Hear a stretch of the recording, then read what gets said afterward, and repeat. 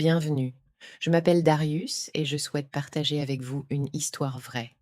Lorsque le docteur Marcus Oakley fronça les sourcils pendant l'examen et demanda avec précaution qui l'avait traité avant lui, Hélène répondit simplement que c'était son mari. Lui aussi était gynécologue. Mais le médecin resta silencieux. Il posa ses instruments et lui dit qu'elle devait immédiatement passer des analyses de laboratoire, car ce qu'il voyait à l'intérieur ne devrait pas s'y trouver. Son ton fit tomber le cœur d'Hélène de terreur. Elle ne comprenait pas encore exactement ce qui avait alarmé ce spécialiste expérimenté. À ce moment-là, son monde familier, où Sterling n'était pas seulement un mari aimant, mais aussi un médecin de confiance, se fissura pour la première fois. Hélène s'assit sur la chaise, essayant de ne pas penser à l'étrangeté de la question du médecin. Marcus Oakley semblait un homme sérieux, réfléchi, pas quelqu'un qui prononce des mots à la légère. Son cabinet était situé dans un nouveau centre médical, en périphérie de la ville, et elle n'avait décidé de venir que parce que la douleur était devenue insupportable. Depuis 6 mois, elle souffrait de spasmes violents dans le bas-ventre, par vagues, la forçant à se plier en deux. Son cycle était complètement perturbé. Les saignements étaient douloureux et imprévisibles. À chaque fois, Sterling la rassurait, expliquant que de tels changements étaient naturels à 42 ans et que son corps s'adaptait simplement. Mais quelque chose en elle résistait à ces explications. Son intuition lui disait que ce qui arrivait à son corps était loin d'être normal. Lorsque Sterling partit rendre visite à sa mère malade à Atlanta, elle décida de consulter secrètement un autre médecin. Le docteur Oakley examina attentivement ses résultats d'échographie, secouant la tête de temps en temps. Son visage restait professionnellement neutre, mais Hélène remarqua la tension de sa mâchoire. Le médecin modifia plusieurs fois l'angle du capteur pour obtenir une image plus claire. Enfin, il posa l'appareil et se tourna vers elle. Il y avait quelque chose dans ses yeux qui la fit instinctivement serrer les poings. Ce n'était pas seulement de l'intérêt professionnel, c'était presque de la stupéfaction face à ce qu'il venait de voir. Vous dites que votre mari vous soigne depuis 5 ans, demanda-t-il en s'essuyant les mains avec un antiseptique. Et qu'est-ce qu'il vous a prescrit exactement pendant tout ce temps? Hélène essaya de se souvenir. C'était généralement des médicaments hormonaux contre la douleur et occasionnellement des suppositoires anti-inflammatoires. Sterling insistait toujours sur le fait qu'il connaissait son corps mieux que n'importe quel médecin extérieur. Le docteur Oakley se dirigea vers le moniteur d'échographie et montra une tache sombre, de forme irrégulière, dans la zone utérine. Voyez cette croissance, dit-il, la voix tendue. C'est un corps étranger, et tout indique qu'il est là depuis très longtemps. Cela ressemble à un ancien dispositif intra-utérin, ou stérilet, qui s'est incrusté dans les tissus.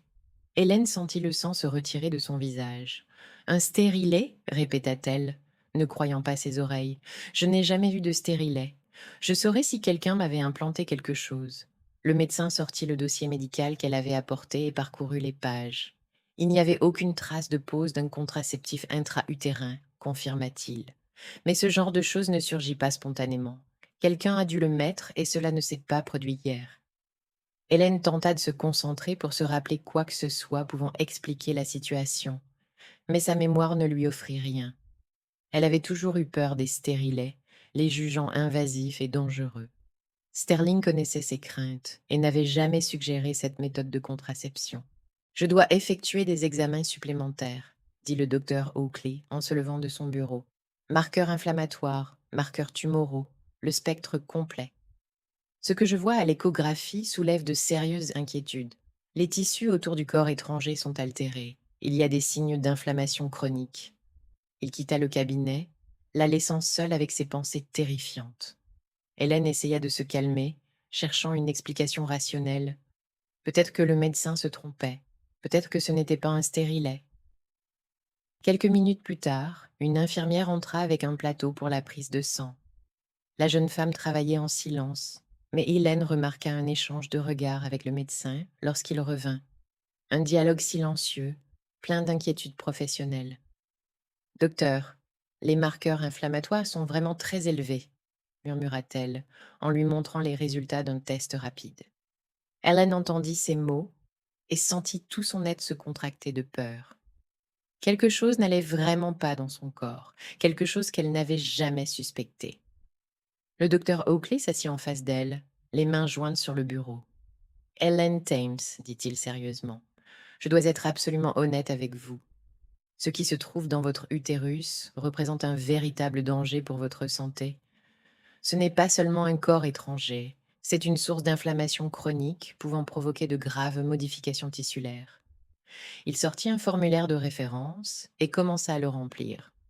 Vous devez être hospitalisé immédiatement au centre médical général du comté pour retirer chirurgicalement cet objet. L'opération ne peut pas être retardée. Chaque jour d'attente augmente les risques. Hélène le regarda, incapable de croire ce qui se passait. Ce matin encore, elle était une femme ordinaire souffrant de douleurs chroniques. Et maintenant, on lui parlait d'une chirurgie urgente et de risques graves. Comment cela pouvait-il arriver? Comment ne pas savoir ce qui se passait dans son propre corps? Et une chose de plus, ajouta le médecin en lui tendant la référence.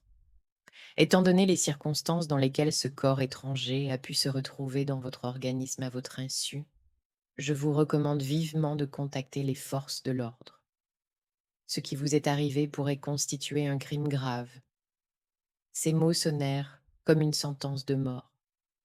Hélène prit la référence d'une main tremblante, ne comprenant toujours pas pleinement l'ampleur de ce qu'elle affrontait. Un crime. Qui aurait pu commettre un crime contre elle?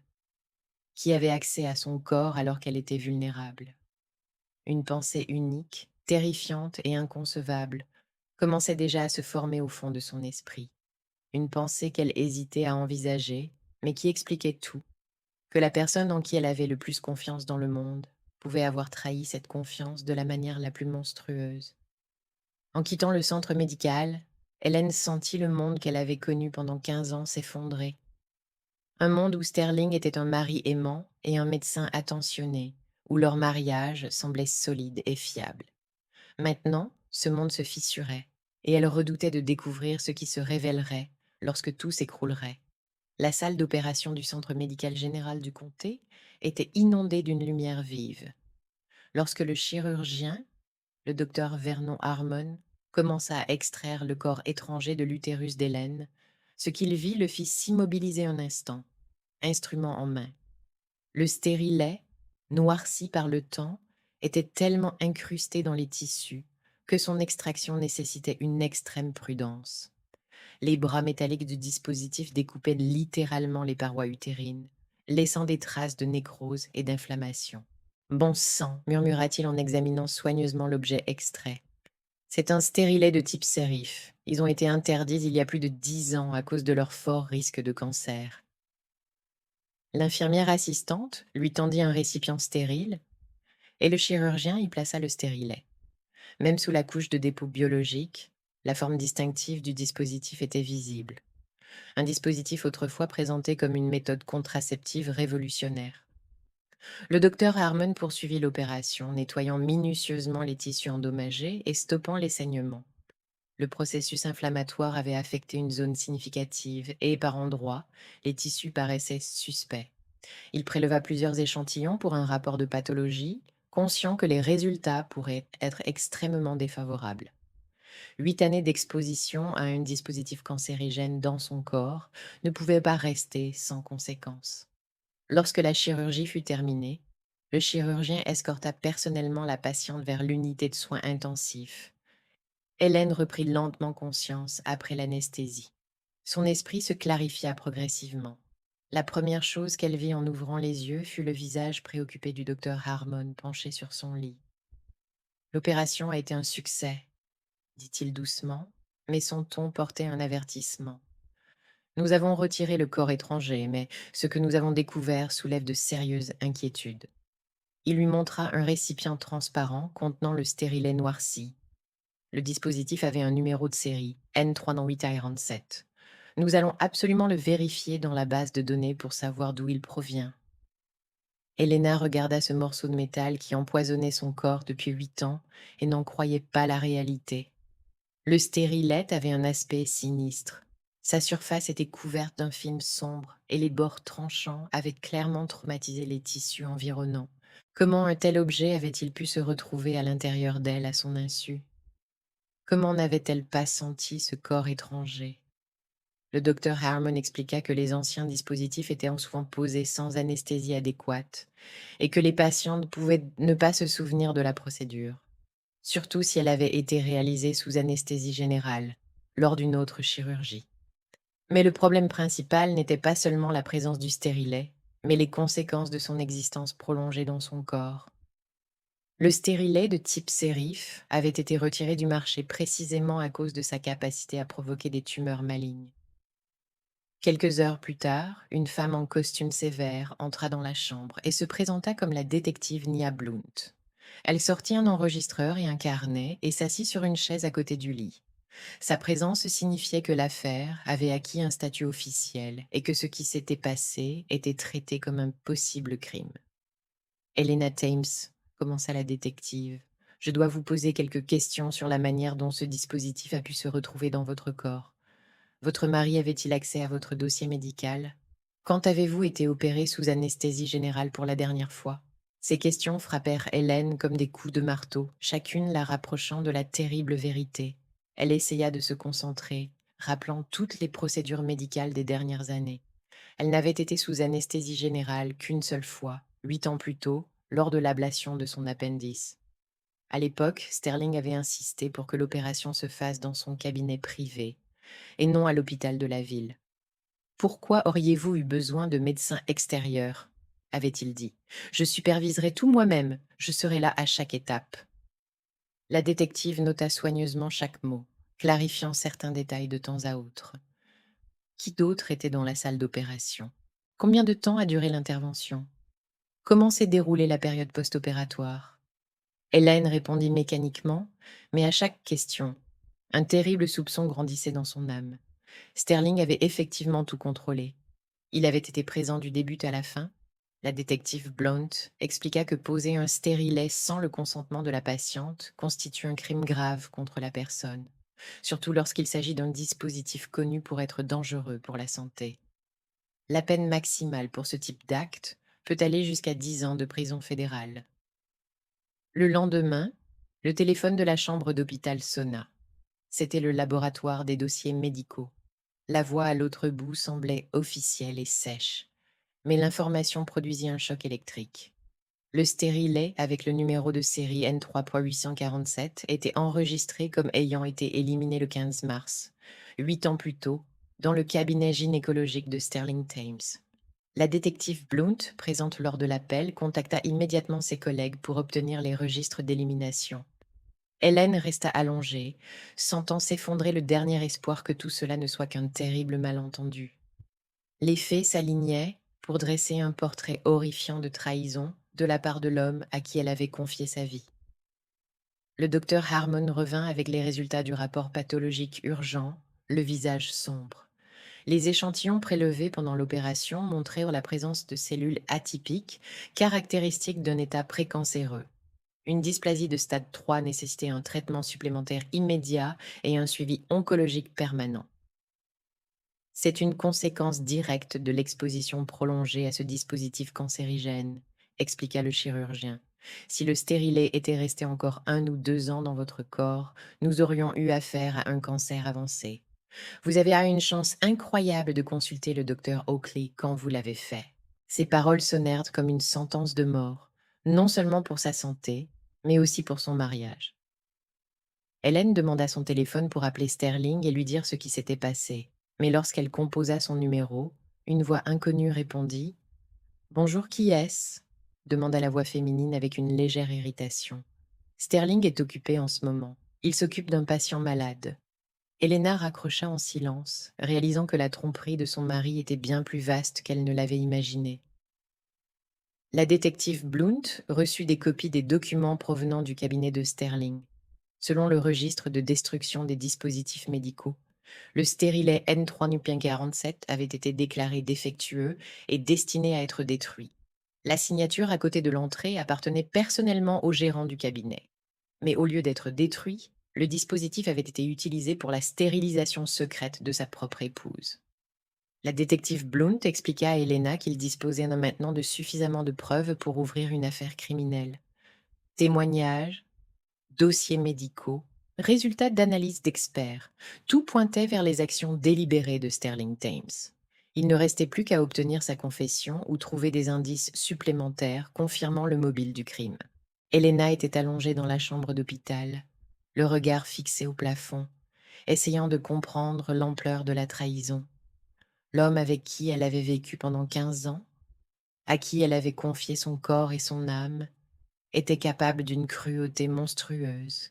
Il ne se contentait pas de lui mentir, il détruisait méthodiquement sa santé, la privait de la possibilité d'avoir des enfants et l'exposait à un risque de cancer.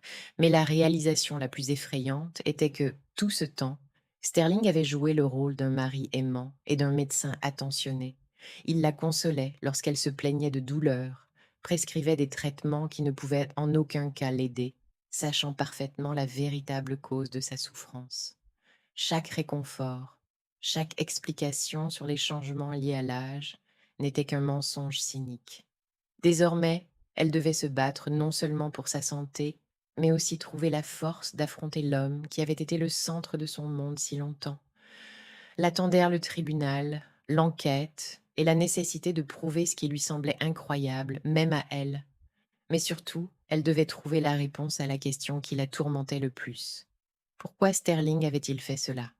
Qu'est-ce qui l'avait poussé à commettre un tel crime contre sa femme aimante? Libérée de l'hôpital le 3e jour après l'opération, Helena se rendit directement au cabinet de gynécologie où travaillait Sterling. La détective Blount lui avait donné l'autorisation spéciale d'examiner le bureau de son mari dans le cadre de l'enquête. Le gardien de sécurité la laissa entrer à contre-cœur, regardant constamment son téléphone comme s'il hésitait à prévenir le directeur de la visite de sa femme. Tout dans le bureau de Sterling était familier jusque dans les moindres détails. Le grand bureau en chêne massif, le fauteuil en cuir, les diplômes encadrés au mur, la photographie de leur voyage à Hawaï. Mais ce cadre familier semblait maintenant servir de toile de fond à un secret monstrueux. Helena s'approcha du coffre-fort, dont elle connaissait le code par cœur, la date de leur mariage.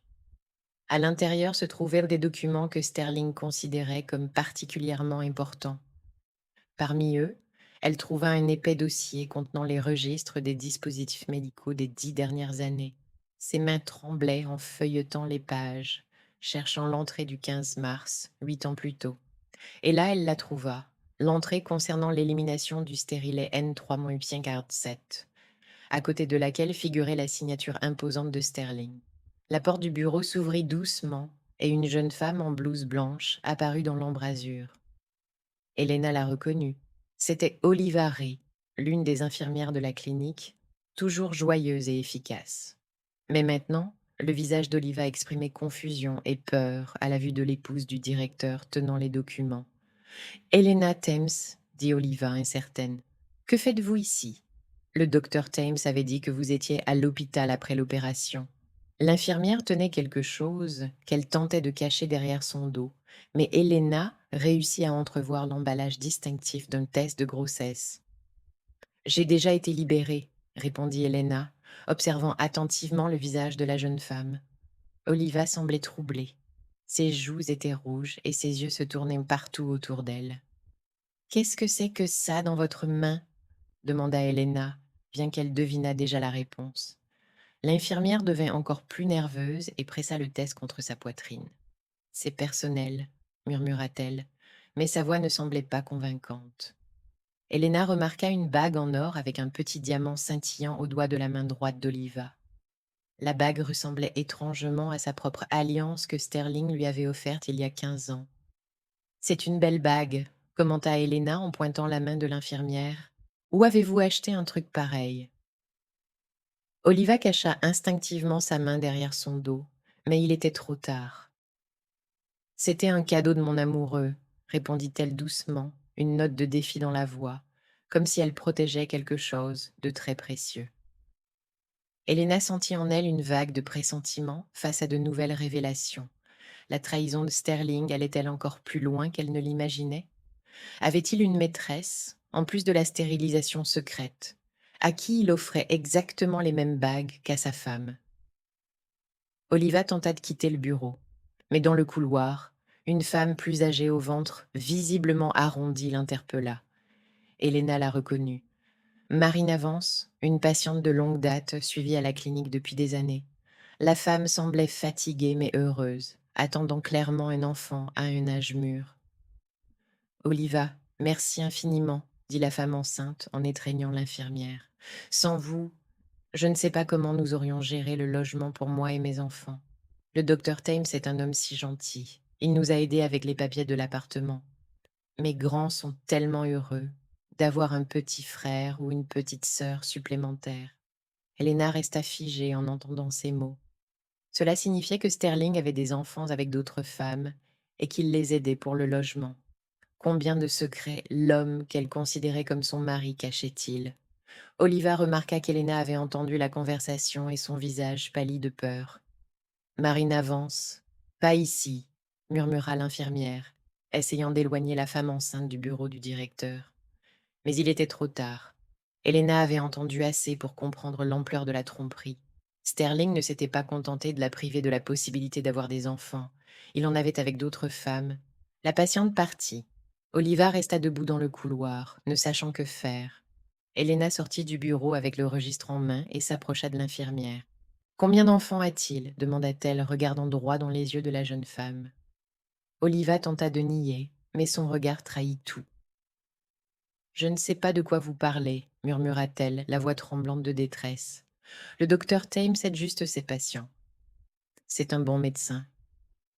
Helena secoua la tête, réalisant que l'infirmière était soit elle-même trompée, soit complice dans ce jeu complexe. À ce moment, le téléphone du gardien de sécurité sonna. Il les observait depuis sa cabine. Helena entendit des bribes de conversation dont elle comprit que quelqu'un demandait à l'homme ce qui se passait au cabinet. Votre femme est venue chercher quelque chose dans votre bureau, dit le gardien au téléphone. Oliva l'a vue et elles parlèrent de quelque chose. Helena comprit qu'il ne lui restait que peu de temps. Sterling découvrirait certainement sa visite maintenant et tenterait de cacher ou de détruire les documents incriminants. Elle prit rapidement des photos de la page du registre avec l'entrée concernant l'élimination du stérilet, ainsi que plusieurs autres entrées suspectes sur son téléphone. Oliva se tenait à proximité, clairement en proie à un conflit intérieur. D'un côté, elle était loyale envers Sterling. De l'autre, elle voyait la souffrance de sa femme et savait que quelque chose n'allait pas. Le test de grossesse dans sa main était une preuve éloquente qu'elle était plus qu'une simple infirmière pour le directeur de la clinique. Hélène décida de tenter sa chance. C'est à lui demanda-t-elle en pointant le test dans la main d'Oliva. L'infirmière ne répondit pas, mais son silence en disait plus que n'importe quel mot. Des larmes montèrent à ses yeux, et elle pressa le test contre sa poitrine, comme pour protéger son futur enfant d'un monde cruel. Il m'a promis qu'il divorcerait de vous, murmura enfin Oliva, à peine audible. Il m'a dit que vous étiez malade, que vous ne pouviez pas avoir d'enfant, que votre mariage était mort depuis longtemps. Je ne savais pas que c'était lui qui vous avait rendu malade. Ces mots servirent de confession, confirmant la pire peur d'Hélène. Combien d'enfants avez-vous ensemble demanda-t-elle, sentant le sol se dérober sous ses pieds. Oliva leva les yeux vers elle, ses yeux remplis de larmes et de remords. Deux, murmura-t-elle. Macy, elle a 5 ans, et Isaac, il a 3 ans. Il pense que papa travaille dans une autre ville. C'est pourquoi il rentre rarement à la maison. Hélène sentit le monde s'effondrer autour d'elle. Pendant qu'elle souffrait de la douleur causée par le stérilet incrusté, Sterling créait une famille parallèle avec une jeune infirmière. Il élevait les enfants qu'il lui avait refusés.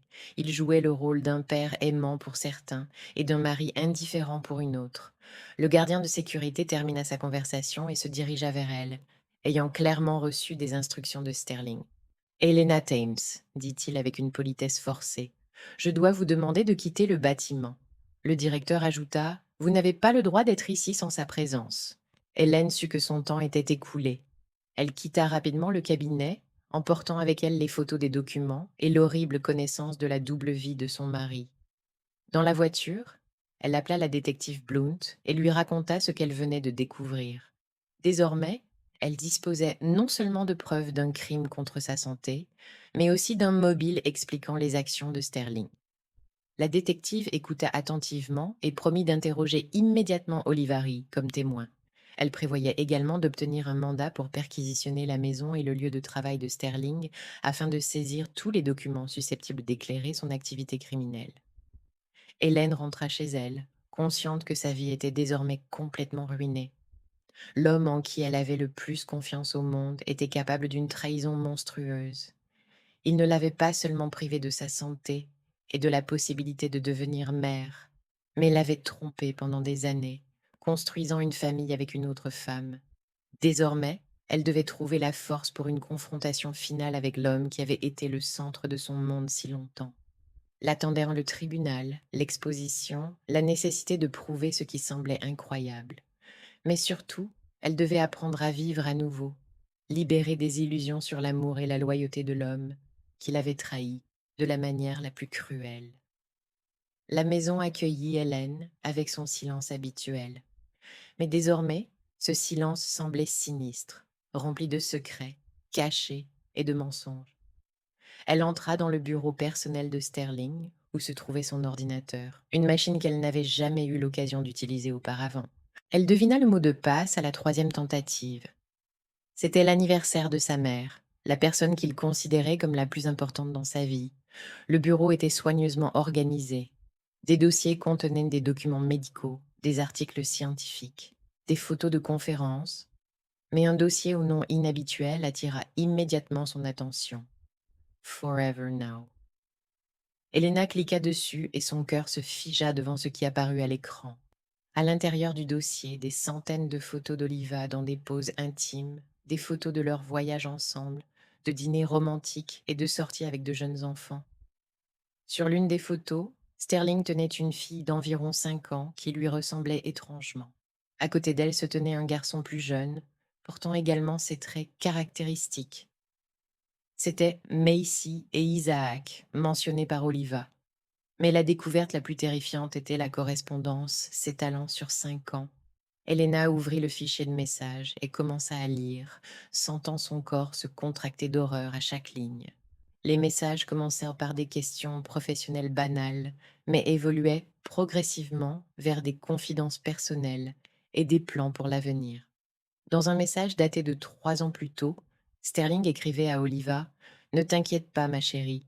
J'ai résolu le problème avec Hélène une bonne fois pour toutes. Je lui ai offert un petit cadeau lors de son appendicectomie. Elle ne pourra définitivement plus avoir d'enfants et nous pourrons être ensemble sans autre question sur les héritiers. Helena relut le message plusieurs fois, incapable de croire ses yeux. Cela signifiait que Sterling avait froidement planifié sa stérilisation, en discutant avec sa maîtresse, comme s'il s'agissait d'une tâche de routine au travail. Il n'avait pas seulement cédé à une impulsion passagère pendant l'opération, il avait préparé ce crime à l'avance. La correspondance devenait encore plus cynique. Sterling expliquait à Oliva comment il réconfortait sa femme lorsqu'elle se plaignait de douleur, comment il prescrivait des traitements inutiles, sachant parfaitement la véritable cause de sa souffrance. Il en plaisantait même, se qualifiant de brillant médecin ayant résolu 2 problèmes à la fois, supprimer la possibilité que sa femme ait des enfants et commencer une nouvelle famille. Dans un autre dossier, Elena trouva des copies scannées de documents bancaires qui détruisirent complètement l'image qu'elle avait de son mari. Des virements mensuels de 5 000 $ à Alivaries, étiquetés pension alimentaire pour Macy et Isaac. Il s'avérait que Sterling soutenait officiellement 2 enfants avec sa maîtresse, tout en convainquant sa femme que le budget familial ne permettait pas d'avoir des enfants. Il y avait également des documents pour l'achat d'un appartement au nom d'Oliva, des polices d'assurance pour les enfants et des plans pour leur éducation. Sterling avait créé une véritable famille parallèle dans laquelle il investissait non seulement de l'argent, mais aussi de l'affection. Dans la correspondance, il appelait Macy sa princesse et Isaac son héritier. Pendant ce temps, il voyait sa femme comme un fardeau à éliminer, de la manière la moins douloureuse possible. Il était particulièrement douloureux de lire les messages des derniers mois où Sterling discutait de plans de divorce avec Oliva. Il écrivait qu'il attendrait qu'Hélène développe un cancer à cause du stérilet incrusté, puis il pourrait divorcer sous prétexte de ne pas pouvoir gérer le stress psychologique causé par la maladie de sa femme.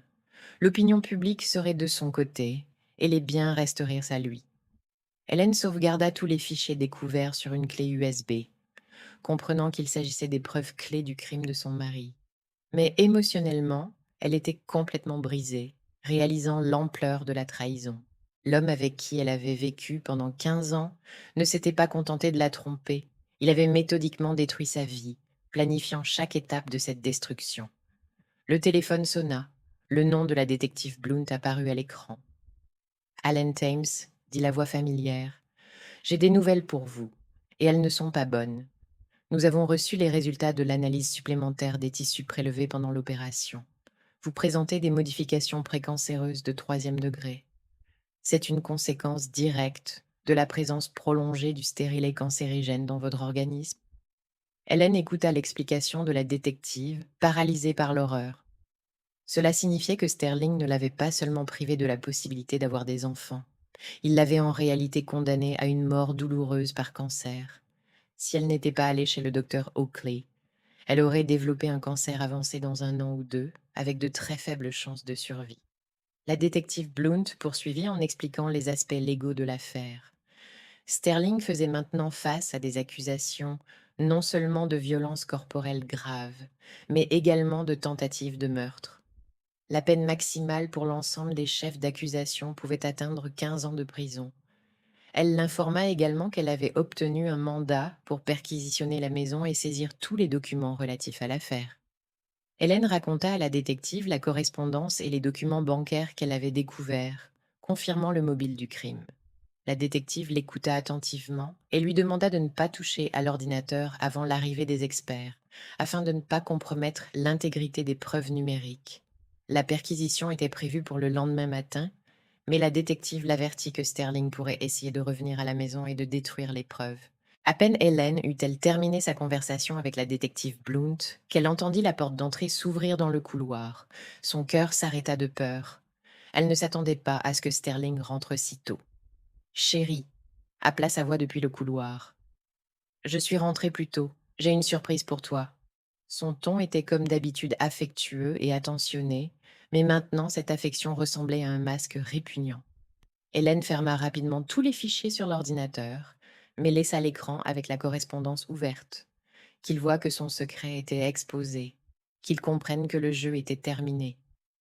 Elle prit le contenant avec le stérilet extrait dans son sac, que le docteur Harmon lui avait donné comme preuve physique. Sterling s'approcha du bureau et Hélène se prépara à la conversation la plus difficile de sa vie. Elle allait regarder dans les yeux l'homme qui la tuait méthodiquement depuis 8 ans, tout en jouant le rôle d'un mari aimant et d'un médecin attentionné. Elle devait trouver la force de se dresser contre ses mensonges et ses manipulations. La porte du bureau s'ouvrit et Sterling apparut, tenant un bouquet de roses rouges. Il avait l'air reposé et heureux, anticipant clairement une réunion avec sa femme après une semaine de séparation. Mais son expression changea instantanément en voyant Hélène à son ordinateur, la correspondance ouverte à l'écran. « Ella, dit-il incertain, que fais-tu ici? Pourquoi fouilles-tu dans mon ordinateur ?» Sa voix tremblait et ses yeux passèrent de l'écran au visage de sa femme, essayant d'évaluer l'ampleur du désastre. Les roses tombèrent de ses mains et se dispersèrent sur le sol, mettant symboliquement fin à l'idole familiale. Hélène tourna silencieusement le moniteur vers lui afin qu'il puisse lire ses propres mots à propos du petit cadeau qu'il lui avait fait pendant l'opération. Sterling pâlit, réalisant que ses secrets les plus terribles étaient exposés. La peur traversa ses yeux, suivie de la colère, puis de nouveau de la peur. Il savait que sa carrière, sa réputation et sa liberté étaient suspendues à un fil.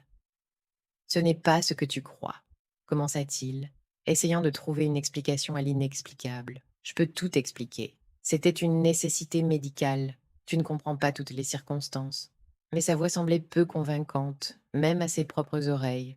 Ses mots étaient confus et ses mains tremblèrent de nervosité. Hélène se leva du bureau et s'avança vers lui, tenant le contenant avec le stérilet noirci.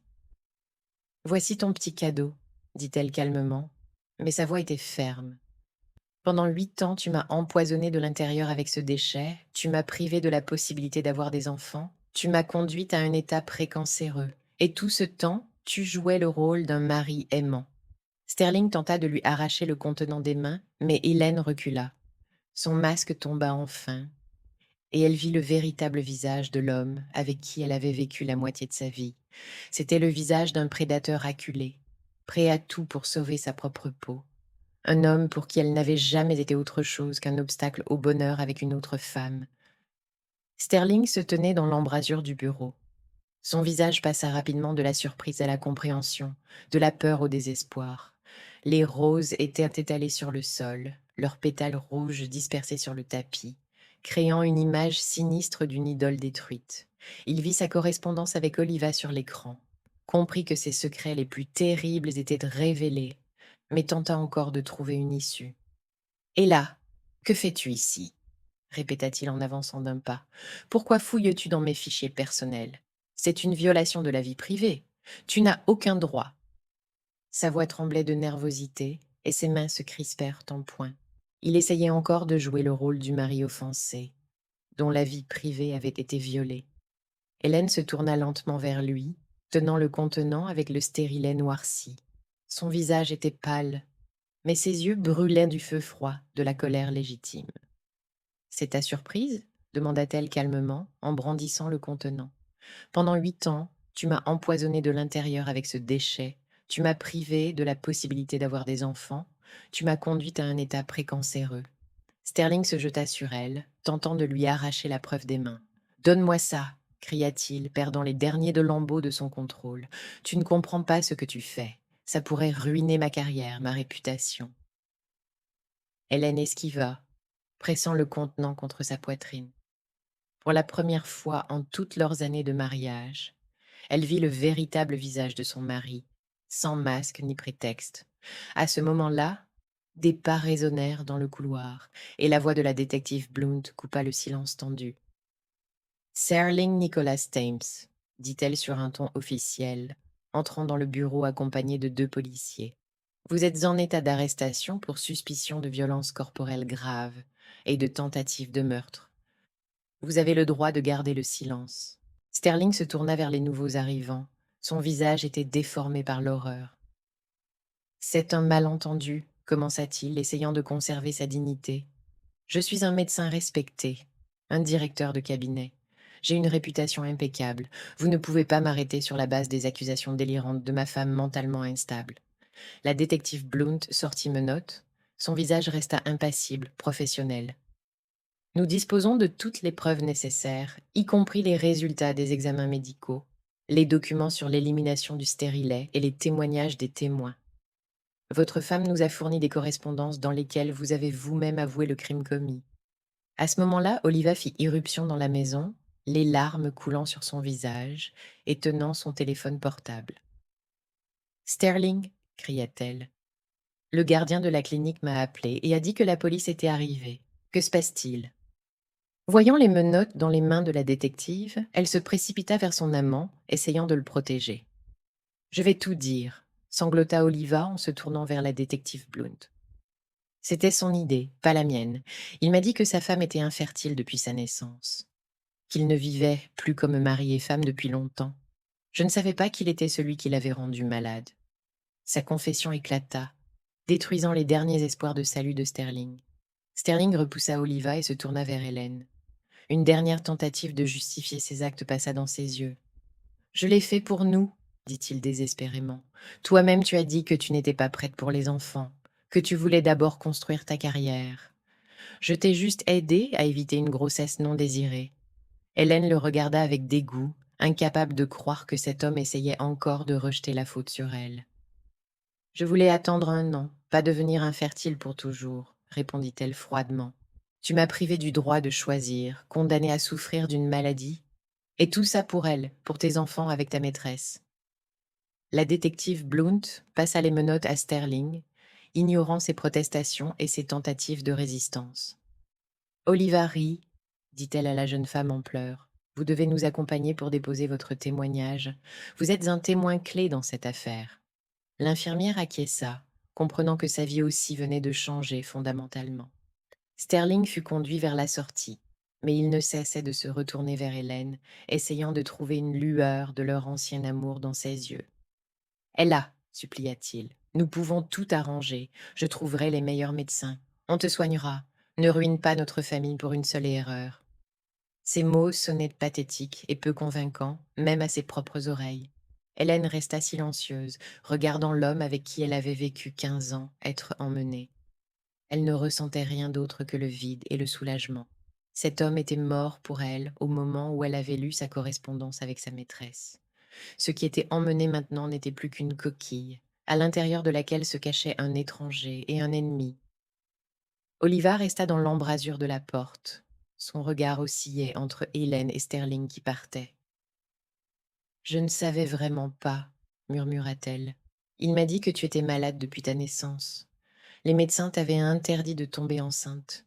Je pensais l'aider à trouver le bonheur avec une femme capable de lui donner des enfants. Hélène la regarda avec pitié, comprenant qu'Oliva aussi avait été victime de la manipulation de Sterling. Quel âge as-tu demanda-t-elle doucement. 26, répondit l'infirmière. Hélène secoua la tête, réalisant que Sterling avait séduit une très jeune femme alors qu'elle avait à peine 20 ans. Il t'a utilisé aussi, dit Hélène. Il t'a promis de divorcer de moi pour t'épouser. Mais en réalité, il voulait juste une jeune maîtresse et des enfants en cachette. Si ce n'était pas pour toute cette situation, il ne m'aurait jamais quittée, car je lui offrais stabilité et respectabilité. Oliva éclata en sanglots, réalisant la vérité des mots d'Hélène. Que va-t-il arriver à mes enfants maintenant sanglota-t-elle. Comment vais-je leur expliquer que leur papa est un criminel? Comment vais-je subvenir à leurs besoins sans son aide? Hélène éprouva de la sympathie pour elle, malgré tout ce qui s'était passé. La détective Blunt revint chercher Oliva, patientant pendant qu'elle finissait de parler avec Hélène. Il faut vraiment que nous y allions, dit la détective doucement. Plus vite nous traiterons tous les témoignages, plus vite vous pourrez retrouver vos enfants. Oliva acquiesça et se dirigea vers la sortie, mais se retourna à la porte. Pardonnez-moi, dit-elle à Hélène. Je sais que mes excuses ne changeront rien, mais je ne voulais vraiment pas vous faire de mal. Hélène hocha la tête en silence, incapable de trouver les mots pour répondre. Le pardon viendrait plus tard, lorsque la douleur de la trahison se serait apaisée, et qu'elle pourrait repenser à cette histoire sans frissonner.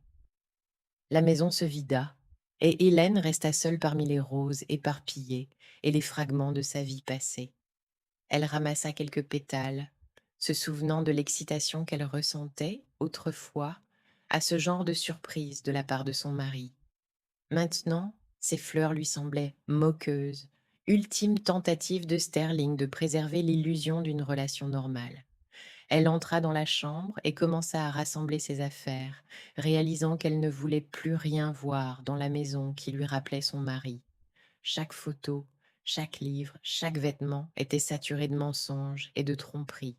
Elle devait recommencer sa vie, purger son espace des fantômes du passé. Le téléphone sonna. Le nom du docteur Oakley apparut à l'écran. Ella Thames, dit-il chaleureusement. J'ai entendu ce qui s'est passé. Comment vous sentez-vous? Avez-vous besoin d'aide médicale? Sa préoccupation était sincère, sans arrière-pensée.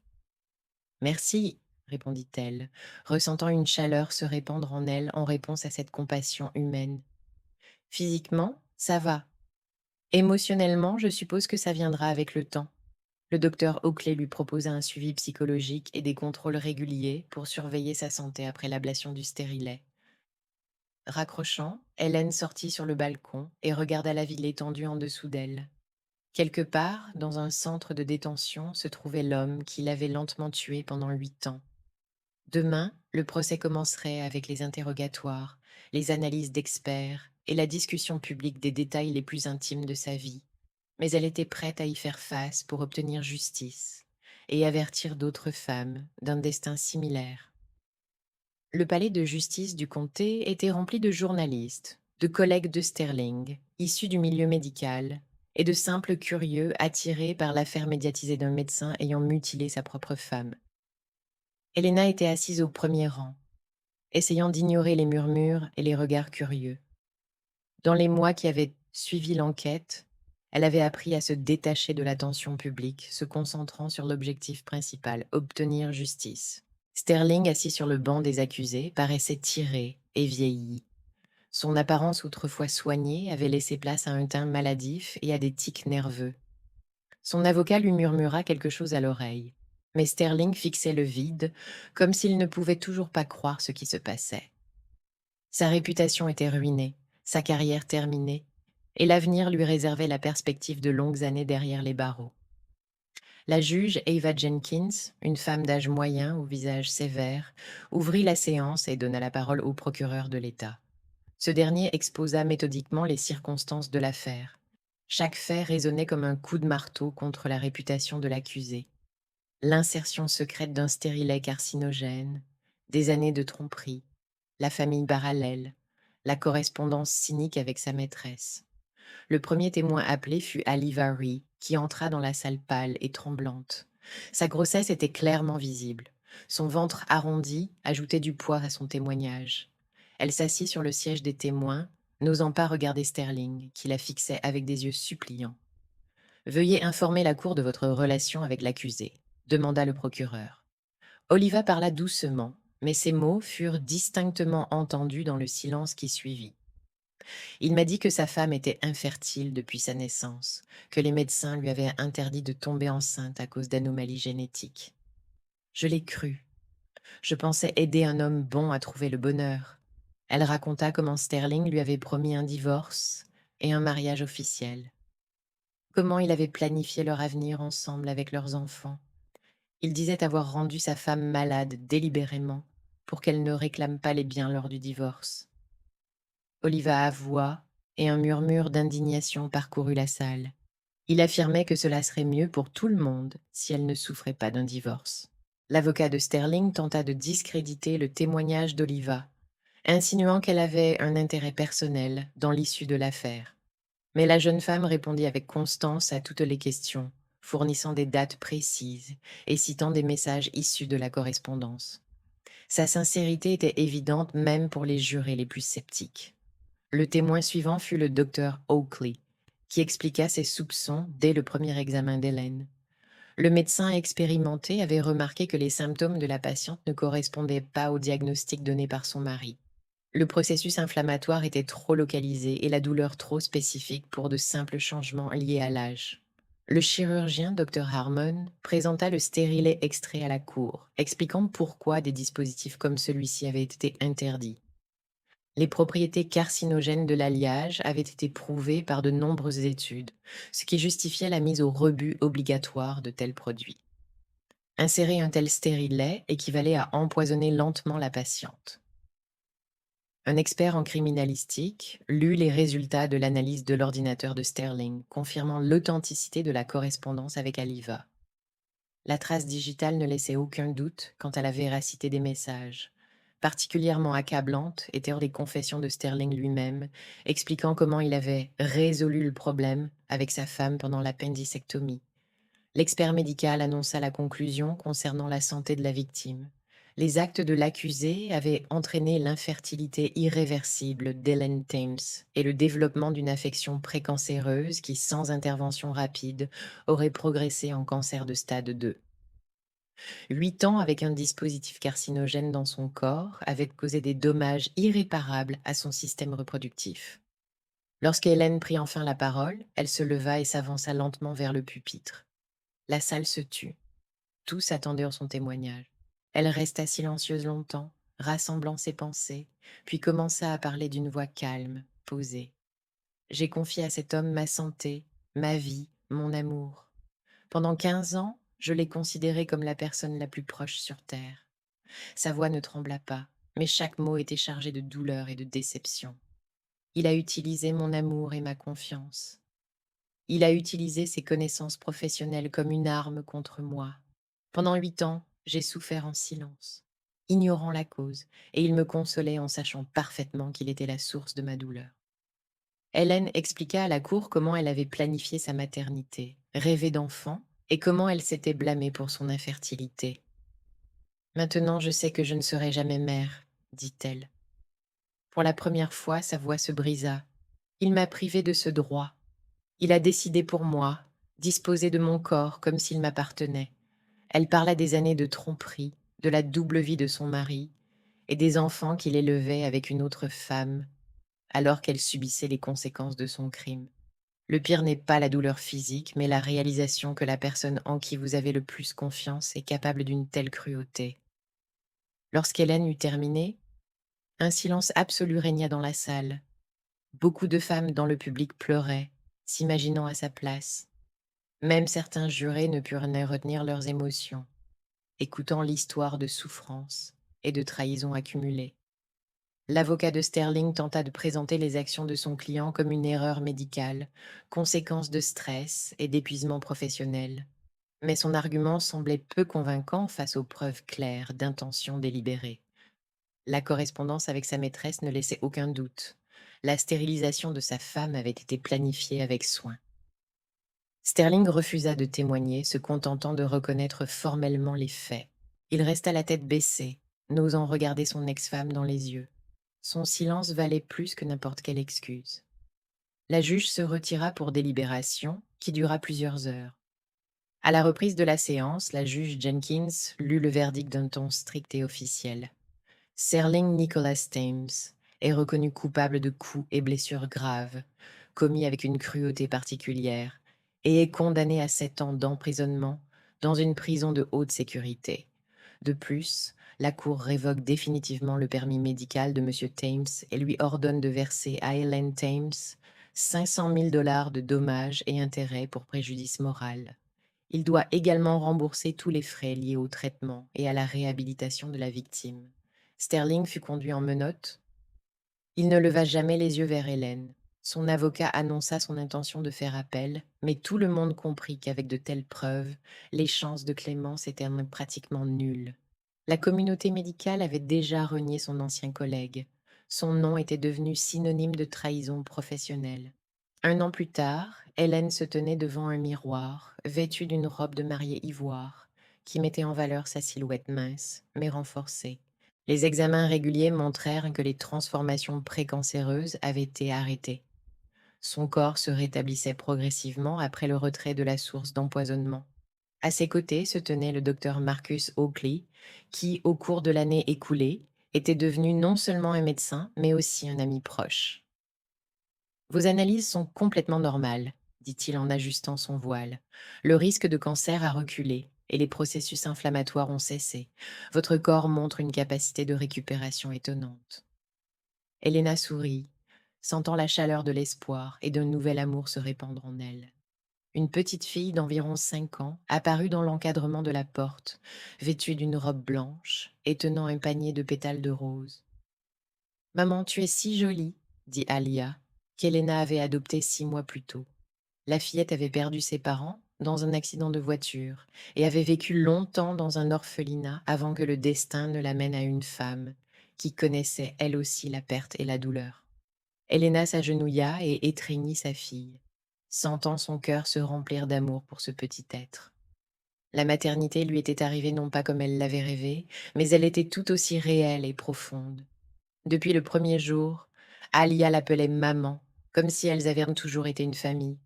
Marcus, qu'elle appelait désormais son futur mari, lui tendit le bras. « Il est temps, » dit-il doucement. Les invités attendent et le ministre n'apprécie pas le retard. Helena prit son bras, sentant confiance et sérénité. Devant nous s'ouvre une nouvelle vie bâtie sur l'honnêteté, la confiance et le véritable amour. En quittant la maison, elle se retourna et regarda les fenêtres de l'appartement où des années de tromperie et de souffrance s'étaient écoulées. Ce n'était plus qu'un bâtiment dépouillé de son pouvoir sur ses émotions. Le passé était derrière elle et l'avenir promettait d'être lumineux et plein de sens. Et voilà, mes amis, c'est mon histoire. Un voyage qui a commencé dans le choc le plus profond et le plus sombre et qui s'est terminé ici, dans ce magnifique nouveau départ. Quand je repense à ces années, à la douleur, à la manipulation mentale et à la tromperie monstrueuse, il est difficile de ne pas ressentir cette profonde douleur. Mais vous savez quoi? Cette douleur a été le feu qui m'a forcé à enfin écouter cette petite voix intérieure, celle qui me disait « Quelque chose ne va pas. Hélène, sors de là. » Si vous retenez une seule leçon de mon parcours, c'est celle-ci. Le plus grand acte d'amour est la protection farouche de votre propre vérité. Ne réprimez jamais ce pressentiment, cette petite lueur de doute, cette intuition. C'est votre boussole intérieure, plus fiable que n'importe quel serment ou alliance. Sterling a tenté d'éteindre ma lumière, ma capacité à choisir, ma santé et ma chance de devenir mère. Mais ce qu'il n'a pas compris, c'est que la ruine peut devenir le terreau où quelque chose de réel, quelque chose de véritablement bon, peut enfin pousser. J'ai perdu un mari, une maison et la vie que je croyais avoir. Mais je me suis retrouvée, j'ai trouvé justice, j'ai trouvé Marcus et j'ai trouvé Alia. Ma famille n'était pas détruite. Elle attendait simplement d'être construite correctement, sur des bases d'honnêteté et de bienveillance réelle. Et pour cela, je suis éternellement reconnaissante pour cette seconde chance que j'ai obtenue. La vie peut être brutale, mais elle est aussi merveilleusement ou glorifiquement généreuse quand vous vous défendez. Accrochez-vous à l'espoir, car même après la trahison la plus profonde, le soleil se lève toujours à nouveau. Si vous partagez mon ressenti et que mon histoire vous a plu, montrez-le en aimant cette vidéo. Dites-moi dans les commentaires depuis quelle ville vous m'écoutez et à quelle heure. Si vous souhaitez soutenir mon parcours, vous pouvez m'envoyer un petit don. Merci de m'avoir écouté et d'avoir partagé ce précieux moment avec moi. Pour plus d'histoires de vie comme celle-ci, découvrez les autres vidéos sur ma chaîne et abonnez-vous. 2 nouvelles histoires de vie apparaissent sur l'écran et je suis sûre qu'elles vous intéresseront. Cliquez sur l'une pour commencer à écouter immédiatement avec amour.